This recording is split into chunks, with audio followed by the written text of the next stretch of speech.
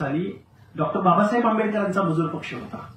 त्या मजूर पक्षाच्या जाहीरनाम्यामध्ये डॉक्टर बाबासाहेब आंबेडकरांनी सांगितलं होतं की या पृथ्वीवरच्या जल असेल, पृथ्वी असेल म्हणजे जल, जमीन, हवा ही असमान पद्धतीने वाटली गेलेली आहे। हिचं पहिल्यांदा समान वाटप झालं पाहिजे।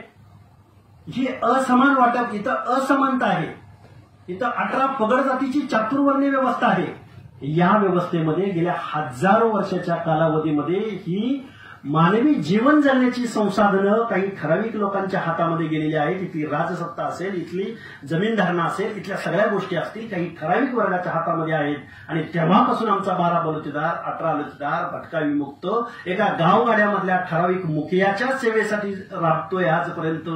आणि त्या माणसाला प्रतिनिधित्व देण्यासाठी आरक्षण दिलं गेलंय।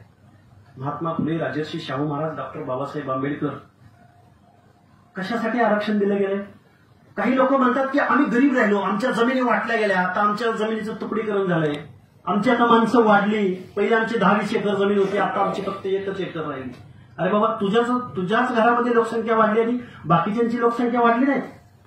आमच्या जमिनीचं तुकडीकरण झालं ना, आता आम्ही गरीब आहोत आणि आता आम्ही आर्थिकदृष्ट्या मागास झालोय आणि आता आम्ही बेरोजगार झालोय आणि आम्हाला आता आरक्षण मिळालं पाहिजे।